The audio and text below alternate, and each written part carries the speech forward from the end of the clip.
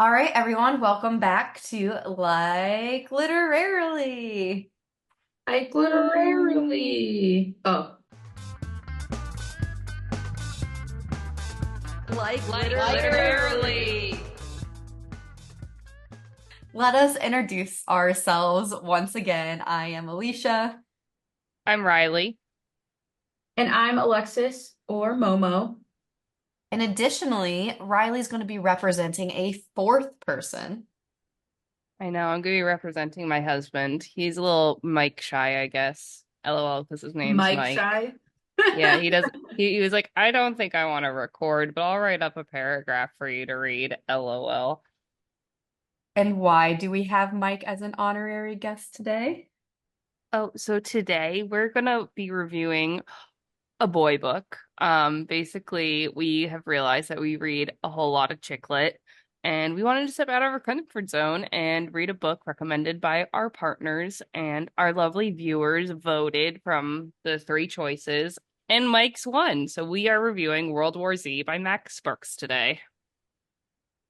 And so we will be giving a summary of the book, but as per usual, there are spoiler warnings that we're just going to go ahead and give right now. Now, this book is sort of like a series of short stories. We're not going to be talking about every single short story in this book, or it would be a very long episode. So there will still be plenty of new material for sure to read if you decide to go explore this book after this podcast. Um, there's also a movie. I don't know if I've seen the movie. Have you guys watched the movie? Yeah, it's Uh, pretty different. yeah, Mike said it's like not at all the same as the book, so he was like, it's not worth doing a book to movie comparison. It And so, isn't. perfect. That's what I was going to note. This is not a book to movie comparison, even though there is a movie. We are only talking about the book here today. So, before we get started, I'm going to give a little bit of a summary. The summary is once again coming from Storygraph's summary of books. And so, here is a little bit about World War Z. The zombie war came unthinkably close to eradicating humanity. Max Brooks, driven by the urgency of preserving the firsthand experiences of the survivors during those apocalyptic years, traveled across the United States of America and throughout the world to record the testimony of men, women, and sometimes children who had come face to face with the living dead. World War Z was the result of these interactions. Never before have we had access to a document that so powerfully conveys the depth of fear and horror, and also the ineradicable spirit of resistance that gripped human society throughout the plague years of the zombie apocalypse. The book captures the haunting human dimension of this catastrophic event. Facing the often raw and vivid nature of these personal accounts requires a degree of courage on part of the reader, and the effort is invaluable because, as our narrator says in his introduction, by excluding the human factor, aren't we risking the kind of personal detachment from history that may, heaven forbid, lead us one day to repeat it? And in the end, isn't the human factor the only true difference between us and the enemy we now refer to as the living dead? So, although this book is both horror and science fiction, there ends up being a lot of realism to it and a lot of parallels, especially with the book focusing on the zombie pandemic and us all living through the COVID pandemic 14 years after this was published. It also goes through a lot of military stuff, which hits close to home for Rylee and I. And honestly, just to add into this, like I think it also hits the factor of you have to learn from history because history almost 9 times out of 10 likes to repeat itself. So now that we know and we've talked about what the book was and who recommended it, um, Rylee, do you want to tell us from Mike's brief paragraphs of why he recommended this one to be in the poll for our episode this month? I would love to. So Mike really enjoys this book, and the way we ended up reading it was we had a very long drive from Georgia up home to New Jersey, and he was like, and I wanted to listen to something together, so he wasn't just sitting on his phone cranky the whole time because he hates driving. He was like, I heard this audiobook's really good, so this is what we ended up reading. But his summary of why he really likes this book is his first point is that he liked the book, or excuse me, he liked how the book was formatted as an oral history, with each interview providing a small window into the global scale of the outbreak. the pseudo chronological format of the book lent itself very well by slowly seeing the ramp up and breaking point of the outbreak, as well as how slow the recovery process actually looked afterwards. So I thought that was a cool, interesting point. What did you think about that, Alicia? I also really liked the narrator's voice and that it was like all this different interview style for each of the chapters. That was like the number one bullet point I wrote down when reading this book that I wanted to make sure we chatted about. But what I really wanted to know was how this man was funding this project. Because either it happened before he submitted the government report, because at the beginning of the book, they talk about how he had been working on collecting these different perspectives, and then the government was like, we just want the technical facts reported. And then it almost sounded like he was going out and doing these like who paid for this? This man was traveling around a decimated Earth, all around the world to get these interviews. I don't know. That was just one part that I hung up on a little bit too long. Was it safe to assume that we were already like kind of in the like middle of the recovery process? So at this point, either sailing or flying again would be an option. But I also did not even think about that till you just said it, and I'm like, I mean, I who think it was paid for this? right. Who was paying for this? I think you could fly and say it sounded like things were like mostly under control by the time they were doing this, but just like so few people survived. I don't remember. I should have wrote down what the numbers were in the book, but like basically like nobody's left. Who's running these planes? Who's running the airport? Is this man just flying around in his own little solo plane? Where's he getting the gas? Yeah, Right. I feel like we didn't learn much about the actual narrator other than that he was like, doing all the interviews and stuff. Like that would have been interesting if we like heard maybe his story, but hmm we never really got that. At Max Brooks, if you ever read this 20 years later, part two, who was the narrator? Yeah, give us his backstory. I do feel like he was an excellent interviewer though, which I Oh think leads yeah. us into Mike's second point. Yeah, so Mike's second point was that he appreciated the different political, cultural backgrounds of the individuals pre-pandemic and how it colored their reaction to the crisis or how it became like irrelevant after the crisis. Like for example, in one of the stories, it was like a Palestinian kid who hated Israel initially, and then after the zombie apocalypse slash pandemic, he was like, "This doesn't matter to me anymore," and was a professor at a Jewish university. So I don't know. I think it was very interesting, like who he chose to interview or like who the writer decided we're going to do interviews of all these different people, like, across the world from different backgrounds and like say why, basically. I don't know. I thought it was really cool. It was very non-biased, which I enjoyed. Like he never asked questions in a way that we see, especially like on a lot of news outlets or even TikToks or anything like that, where you know that they frame the questions because they're trying to essentially either get you to incriminate yourself or to bring up a point to either like agree with you or disagree with you. He kind of let them say what they needed to say and then ask the right questions to push the conversation. Because even some of the interviews, they would be like, I don't want to talk about this anymore. And he wasn't even pushing them or saying anything rude or condescending. He was just like, oh, what made you do this? And now, like, in that moment, like, I think it was the phalanx guy or whatever, which was like the fake vaccine. He was like, he basically was like, oh, I don't even really want to talk about this anymore. Because he knew that this guy wasn't saying anything to incriminate him. He just didn't want to handle that level of accountability, I guess. And so I really appreciated how he went all over these places and he didn't ask anything from a negative like standpoint. Even in this guy basically saying, yeah, here's how I screwed over people, he never made him be like, oh, well, don't you feel like crap? Like he never said that, which I really thought was phenomenal writing and interviewing, obviously. I think that's what I really liked. So like he was interviewing a lot of the different cultures, but then it was like people in different scenarios. Like you're saying, here's somebody who was like capitalizing on the zombie apocalypse. Like I think there was another person he interviewed that was like capitalizing on like selling air purifiers, even though that's not how it spread.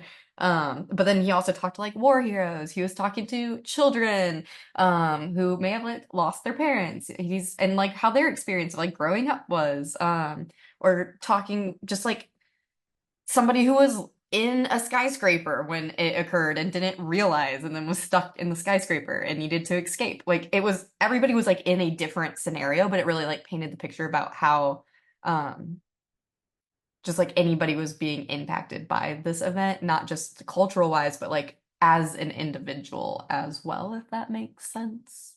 Yeah, it does make sense. I feel like they did a really good job of like showing like all these people from all these different backgrounds, all these different parts of the world, different situations, but it also like how it like brought everybody together as like one like I don't know, not like it was all very human. I don't know. Like how I'm trying to figure out how to frame this.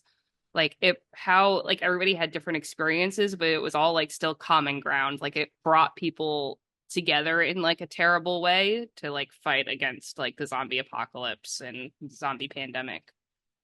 Essentially, it just reminded everybody that no matter where you came from or what you looked like, you were a human being. And kind of like that human factor that um Max Brooks says at the beginning in his intro, that them being human, nothing else, just human, is what separated them from the living dead. And I, if that's the way you were trying to go with that, Yeah, I think you got it. Thank you. I couldn't figure out how to say that I into got you. words.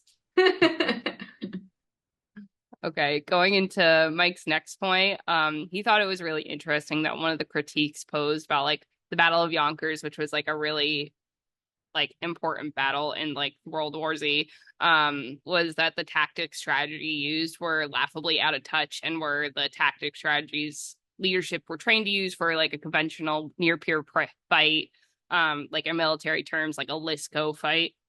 And he was saying how it reminds him of the fact that we this happened kind of like in the early 2000s when we did counter insurgency operations or coin operations in the Middle East. And afterwards, we learned hot tot lessons on getting out of the conventional war mindset. And ironically, now in 2024, we're working hard to get out of the coin mindset and back in multi-domain operations and like a near peer conflict again. So moving out of coin, which is counterinsurgency, back into like that conventional near peer fight, also known as Lisco. Sorry, that was a little bit of a military tangent, but I don't know. It's still interesting seeing how like I don't know, the military side of it was like very realistic in the book as it is and like stuff me and Alexis have to learn at work. Yeah, it was really interesting to see that perspective thrown in it, which I guess I should have like figured. So I went into this not really picturing the movie, but almost sort of like those were my expectations because I saw the movie. But the movie was definitely your very conventional, zombie apocalypse. Oh my gosh, everything is chaotic. Here's the climax of the story. Okay, here's the solution. Okay, now we're going to be in recovery. Versus the book was a literal, like it's called World War Z because it was a literal war. Like it wasn't just in the like Walking Dead or World War Z, the movie, where you kind of see this like long drawn out process, but they never really call it a war against anything. It's just kind of like apocalyptic times. You're just living in that kind of lifestyle now. Nobody's really looking to solve anything or create this like actual war environment. But the book is ironically about like a full on war that we had. So it was very interesting to see kind of like what Rylee was saying, these like full on tactics and strategies being talked about. Because I really was not expecting that when I opened the book, and it's pretty real. I mean, in all reality, that's probably what we would do. I mean, Rylee knows what I'm talking about, and for anybody listening who may not know, the military is a whole lot of rapid decisions made. Everything is constantly changing, especially like during COVID. Nobody knew it was happening. This was a quote unquote fight we had never fought before. And so a lot of people make mistakes, a lot of lives get lost, but then you kind of eventually turn the tide as you adjust to the new enemy. And for them it was these zombies. So it was very interesting to see that perspective, and I can definitely see why Mike liked it. All right, going into Mike's next point, he preferences this one with not to dive too much into social political commentary, however, but the whole snake oil medicine thing with the Phalanax kind of reminded Mike of COVID when people were so willing to just inject like horse medicine or drink bleach during COVID into their veins because somebody said, "Oh, that might help you." That reminded Mike of like World War Z, and then World just like, sparked that. He said there's a quote from the movie Men in Black where the MC asked Tommy Lee Jones why they don't just tell that world aliens exist, and the counter argument was a person is smart. People, however, are dumb, panicky, dangerous animals, and you know it.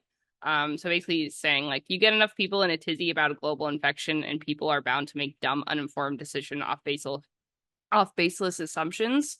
And that's what happened in the book as well as in COVID. So it's interesting how fiction mirrored reality here.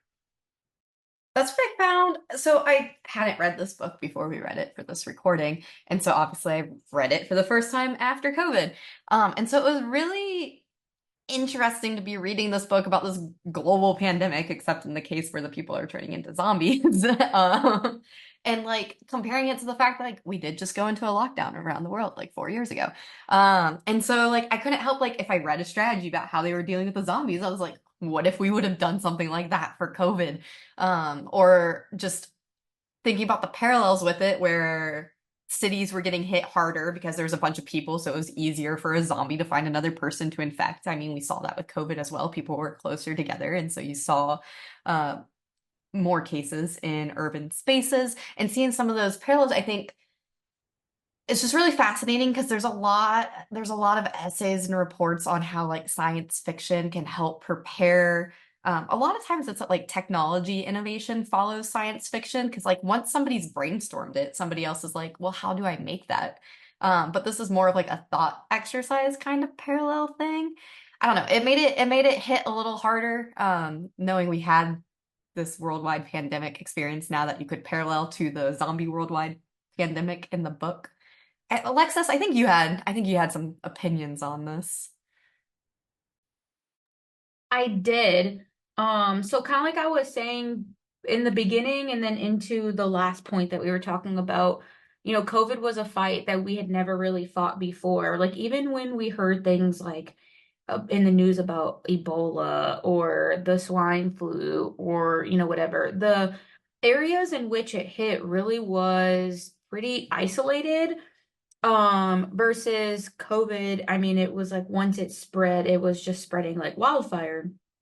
And so I think that the parallels with how things were trying to be covered up and how things were handled in World War Z versus honestly, like in real life with COVID, it just really hit home with me. And I agree with like everything that Mike says. Like, as a person, we're safe, and then we hear that there's this thing that's a threat to that, and we instantly get into survival mode. And because of that, as a mass people, we tend to just get a little kooky and we're just like, oh, you're saying I need to do this? Okay. And because we're just trying to thrive in that like survival mode, it just causes us to kind of lose the, what's the way I'm trying to say this? Like the logical perspective, which is okay, come on, be real. Like, drinking bleach will literally kill you. Why would that be the solution? Like, come on. And I think it just really extra hit home with me because we had a book like this written in 2006. There was a movie a few years later, which granted, again, a little bit more dramatized for cinematic purposes, but whatever. Walking Dead's existed, things like that. And we basically experienced COVID the exact same way that this book happened. Like people tried to cover it up, people were downplaying it, people were fear mongering, people were making it a political conversation, a social conversation, and it really is like, why did we follow this book's narrative almost to the T when it came to COVID? Like thankfully it wasn't zombies. So it just, yeah, and I'll talk a little bit more about this later when we get to it, but it definitely struck some emotions I wasn't expecting as I was reading it. That's for sure. Um, and then I think we have one more one more point of Mike's that we got. Yeah. So he said one of the interviews that stuck with him was he thinks I think he's right. I think it's they're interviewing the former vice president of the United States, also known as the Wacko, where he talks about wartime economy. And he mentions how just like a glass of root beer requires countless ingredients from across the globe, a supply chain that's obviously been disrupted by the outbreak. And it really drives home the immense challenges they must have faced to not get get to Hawaii squared away logistically just to provide for people because that's where the United States capital ended up moving to. But it also dramatically ramp up the logistics train for their eventual hands across America from the West Coast to the East, just to like make sure everybody had the supplies that they needed and food and whatnot. Which is very interesting. As a logistician, as my day job, I also found this very interesting. And Mike always is like, logistics is dumb, like ironically, but he was like, that was like a part of the book that he thought was really interesting. It was just like the logistics of it all, which is what Alicia brought up at the beginning. Like, how did this guy fly around and, have the money to fund this, book? Oh, well. Yeah, I think it's really interesting that he brings that point up and because of the fact that and Rylee would probably agree, and I'm sure Alicia would too. Just if you're thinking like look at World War II. What were we going through before World War II really kicked off? The world was going through this huge Great Depression. I mean, jobs not found, nobody was working. People were going homeless left and right. It was just a bad time all around the world. And then you've got somebody, so FDR was the president at the time. Well, first it was Hoover and then it was FDR, and World War II kicks off, and obviously the United States doesn't enter it outright, but we're helping here and there and all this other kind of stuff. But guess what we were also doing, because we weren't quote unquote in the war, even though background wise we definitely were, but directly speaking, we weren't. You had us producing, helping produce weapons and all this other kind of stuff. So ironically, wartime economy in his perspective, the former VP at the time was probably thinking, "Oh, wartime, cool. That means like things that wouldn't be booming before are probably now." And then you've got a war against zombies. The whole world is contagious, basically. And so what do? Now, wartime economy meant, before it meant mass consumption of weapons and figuring out food and all this other kind of stuff and allies and all this other stuff. But then now you're like, wait, what? Half the world is gone. What do? And so that's just such an interesting perspective, that them going into stuff like that, they had such a pre-zombie pandemic mindset. And then kind of, feeding into Alicia's point earlier, which was like now even past quote unquote World War Z, who's paying for what, who's producing what, how are you getting anything anywhere when we're literally half of a population down now. Like that was such a weird mindset that they probably had to change. And especially in a world where, I mean, this was written in '06, but now, especially like in 2024, imagine if this was to happen now. Everything is so interconnected globally. Like people are dependent on us for things, we're dependent on other people for things. Like, what would you do when that connection's just gone now? So that was my mini spiel on what I was thinking. I don't know. I think it was a very thought out plot point too, just because like not to bring it back to the military again, but I am. Um, just like logistics wins wars, like a lot of things like in the military or anything in general involves like a lot of logistics and it gets forgotten about a lot. So I just appreciated that it was included in there, like the struggles with like logistics trains and everything like that, just because that's what would have happened. Like, how were people getting things back and forth? Like, I don't know. I thought it was very thought out and very cool. Alicia, did you have anything to add about that? I don't think I'm going to elaborate on logistics specifically, but I think just like circling back to he was interviewing all these different people. He's interviewing all these different people who experienced the war in different ways. I think it's just highlighting like how he was able to go in depth on just like even the logistics component. Like it did, all of it felt like he planned this book very well. Like he was diving in to like, I'm gonna take this event and I'm gonna flip it, turn it, I'm gonna look at it from every like nook and cranny. We're gonna analyze it and we're gonna talk about it through this interview style. Like you read it in this person by person account and it feels almost like a fairly easy read. But then you realize, as like Alexis was saying, is like there's a lot of depth to like each component of it. And so I felt like it was really well done. And maybe I'm beginning to give away my thoughts on the book. So I'll pause. I'll pause there unless you all think I should just continue. Alicia, let's get into how we like the book. Go for it. Tell us what you Okay. think. Okay. I did like the book. If not clear from how I was just beginning to speak about it. But I thought it felt really comprehensive, but like still really digestible. It wasn't like you're opening, cracking up like Game of Thrones. You're not picking up this like 1,000-page book with really small print in it. But like you got this fully fleshed out world by reading this story and all the short stories that were within it. So a few of the short stories that stood out to me right from the get-go, there was this short story on the organ transferring and like organ donation, and then like the zombie plague spreading through that. That was just, I think that was the moment where I was like, I'm gonna like this book because it just, that's one of the early chapters. You realize like he's really thought through like the different components of this plague. Um, and like this fact that like, oh, you transplant this heart of somebody who was infected, but they didn't even know it yet, and now this other person's infected. I found that absolutely wild and crazy, and then I was hooked after that one. I don't know if you guys had a moment like that where there was like a particular short story where you're like, okay, I'm in. I don't remember which one was like one of the early ones that made me feel that way, but I do have one, and I'll get to it a little bit later. I think you mentioned all three of us mentioned it actually, so but it just gives me chills every time I think about it. And I like that this book has a little something for everybody with all those different short stories. Like something is going to capture you and like kind of stick with you after you put the book down. You know what I mean?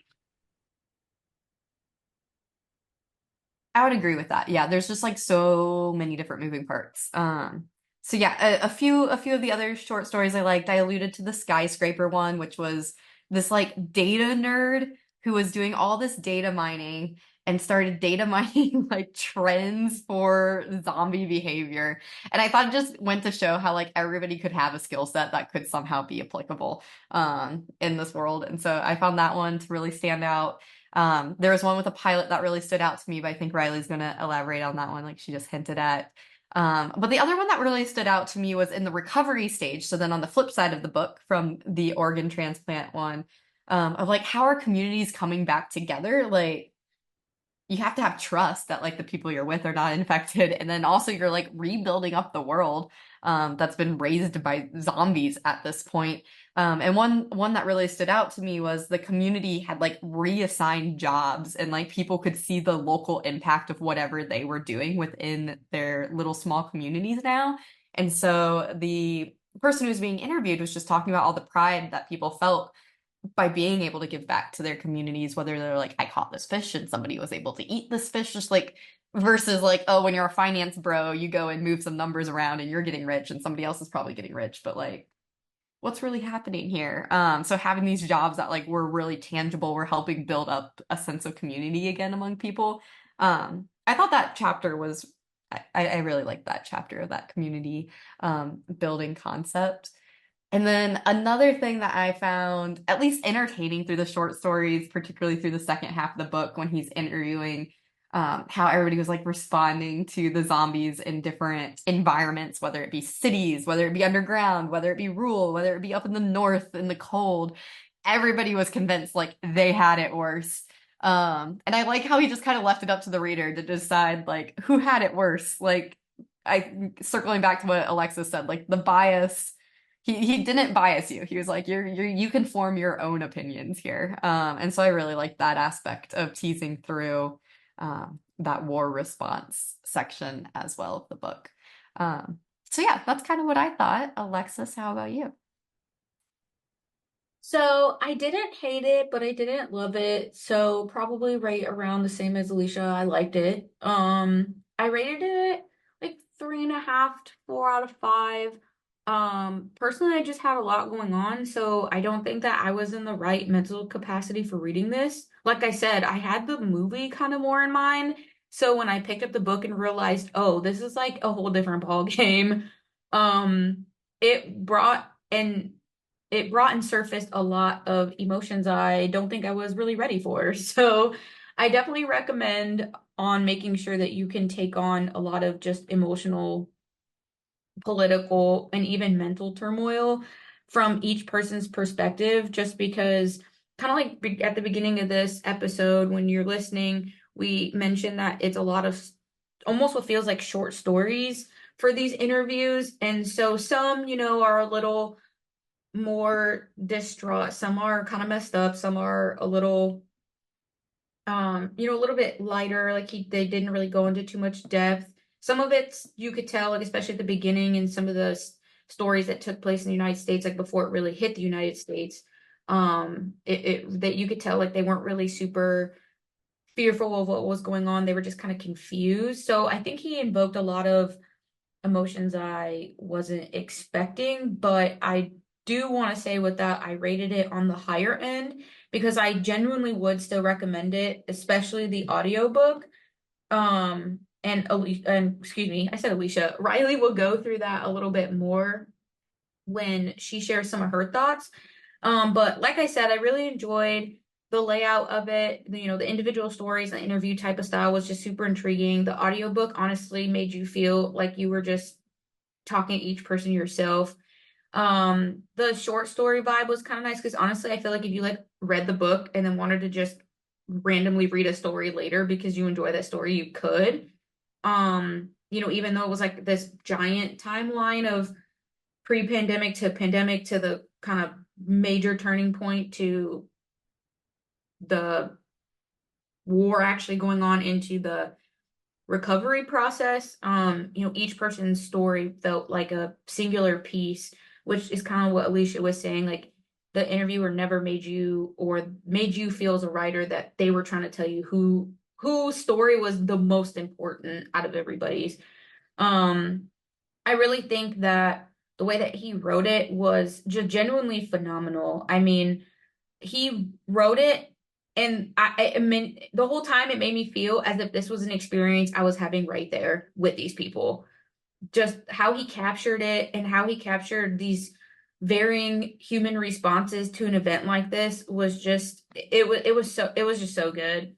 Um, Getting a little deeper into it, it honestly reminded me, and I mentioned this obviously a few times throughout the episode, is that it reminded me a lot about how Walking Dead was too, which was we get to see a lot in apocalyptic movies like this, how it brings out the best and worst in people. And it just reminds me that, with these little things or trivial things that people used to care about, they go out the window because of survival mode. And it reminds them, here I was spending my whole life finding differences between me and these people, but at the end of the day, like we're just humans. We are literally the same. But also on the other end of that, just how some of the nastiest people who survived were still finding ways to be racist and sexist. And it's like, that's such a real possibility. And to me, the whole time I was just like, how could you care about something like this when they're literally dang zombies? Like how is this your concern? And I can't remember. I was trying to find it while Alicia was talking and before the episode, before recording this, I was trying to find the story particularly, but maybe Alicia or Rylee will remember, but it was a story where they were talking about essentially who was able to get onto like ships or planes to try to escape the pandemic. And obviously, as you could assume as the reader of this, it went global anyway, so they were kind of doing it for no reason. But the people that they were selecting or how they were selecting people to try to escape was almost like this super biased, shitty way of like man selection and not natural selection. It was so messed up to me, and I was like, wow, could actually be a real thing though. And then same as the other two, with the Air Force pilot was definitely one of my favorites. And the veteran dog farm owner, literally that story, it made me cry. I was so upset and like I was like, oh my gosh, these dogs are like helping turn the tides of the war, but also like, oh my God, they're just dogs. And now this guy's just taking care of them, and this is crazy. And then, ironically enough, though, I both hated and loved how real this felt and how I've brought it up a million times at this point already. Just how many emotions it brought up that I really wasn't expecting, which made it one of the best books that I've read this year in the sense of just the writing alone. I mean, it was phenomenal. Um, and I would definitely recommend if you haven't read this before. Rylee, how about you? Hold on. I'm gonna interject real quick. I want Sure. to say I said I liked the book, but I did give it 4.5 out of 5 stars. Like I definitely recommend reading this book. I really enjoyed it. Riley, do you want to wrap us up? I will wrap us up with what I thought of the book. So again, I listened to the audiobook and then I listened to it a few months ago and then I ended up refreshing myself like Alicia was talking about. I ended up just reading a couple of the short stories that I really like to like refresh for the podcast. And the reason why I originally listened to this book because it has an amazing cast and Mike wanted to listen to it too. But I will say like I'd listen to this book over the physical copy. Like it was just so well narrated. Um, but getting more into, the actual book. It did take me a minute to get into this book.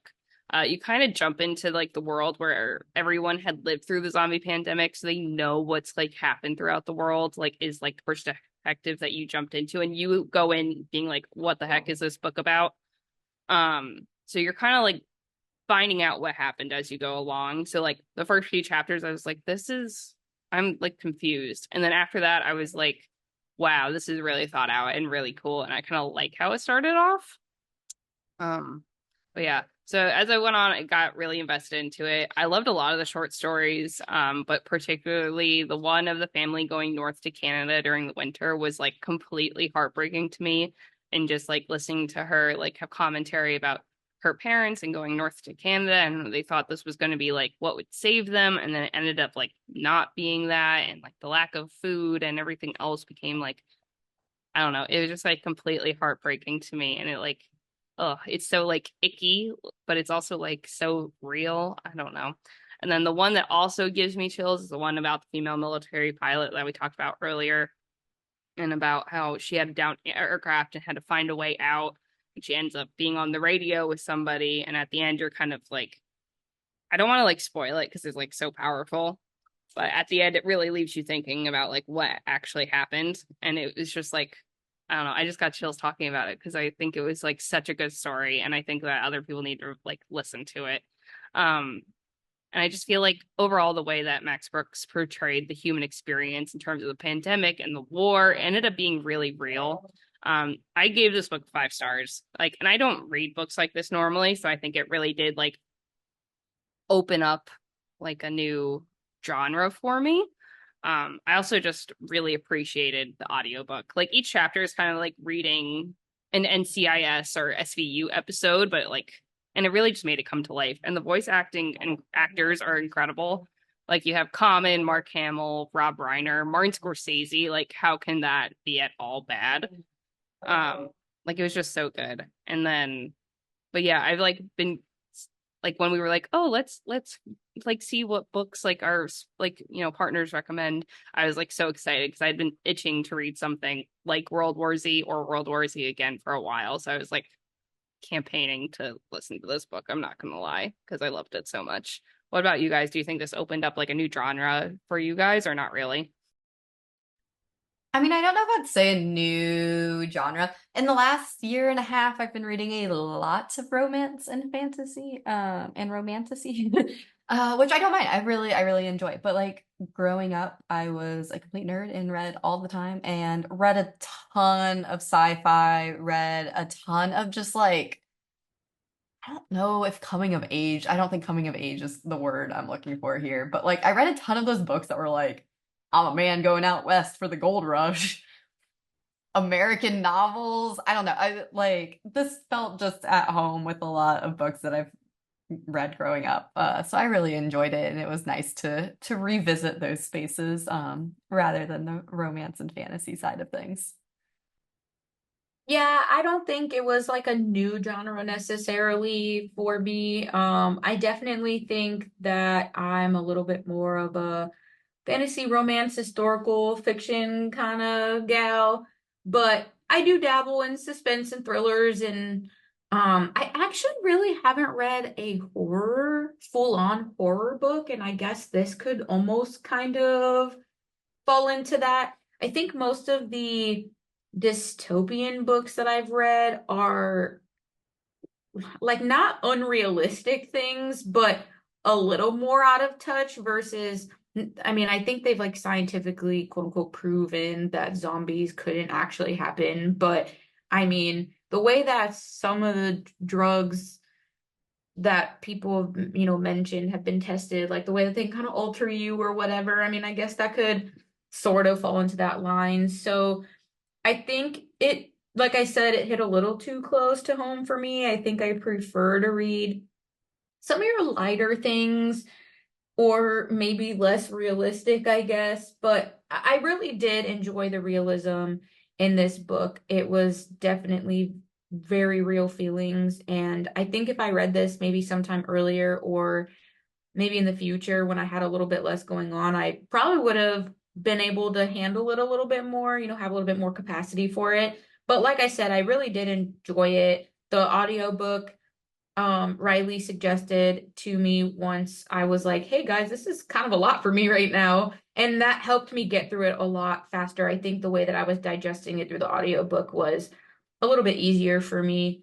But I really am glad that we did something like this, and got to read and branch out from our normal vibes, I guess, and that, we got to read this one for, some variety. And I really am glad that this is the one that we ended up reading for sure. Yeah, for me, like I grew up watching a lot of sci-fi, like and like stuff like that, like Star Wars and Star Trek is incredibly entertaining, but I never actually read it. So it was nice like reading something more sci-fi because like I don't know, like I'm usually not into books that have like a lot of suspense into them, but I ended up in this like sci-fi universe. I liked it. So I think it being, a different world like helped me like digest that and I liked it a lot more. Um, but yeah, if you have any other recommendations that are similar vibes, let me know because I thoroughly enjoyed this book. I actually just listened to Jurassic Park as well, and I also really enjoyed that book. So I don't know. I think I'm going to read more like this in the future. But yeah. Um, cool. Well, we don't really have an episode topic picked out yet for next month. We've all been very busy with work and traveling and just life in general. But keep an eye out on our social media for any announcements. Do we want to end on what we're currently reading? I am currently reading Icebreaker by Hannah Grace. I have like 40-ish pages left, and it is definitely not too bad, but it is much thicker than I feel like it required. What are you guys reading? I have really exciting news. I have finally finished A Day of Fallen Night. Thank you. Thank What? you. Yay! I started that back in like December, got like 10% through the book and didn't touch it again until the beginning of June, and then made my way through with all the plane travel. So plenty of time to read.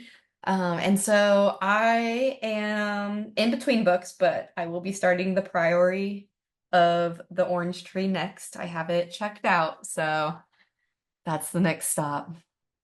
Nice. I am reading How to End a Love Story by Yulin Kwong, and I really enjoyed so far. It seems like me and Alexis are on some pretty good palate cleansers after World War Z, and Alicia, you just jumped right back into lots of world building. So good on you, girl. She's Thank better you. than me Thank because you. I'm definitely on page like 45 of The Priory of the Orange Tree. And I have been for like the last month. I feel that. That was me trying to start the day of Fall Night. It was, I mean, this isn't an episode on those books, so I'll refrain. Never mind. Lamau.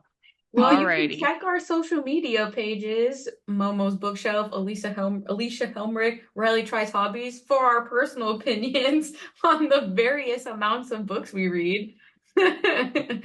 Which I said I was gonna read less books this year. I'm like one book away from hitting 50. I'm failing at my new goal of reading less. So, rip. So what happens when you have reading as a hobby? It just kind of happens. I suppose so. All right, well, we'll catch everybody next month. Yes. See you guys next time. Bye. Bye.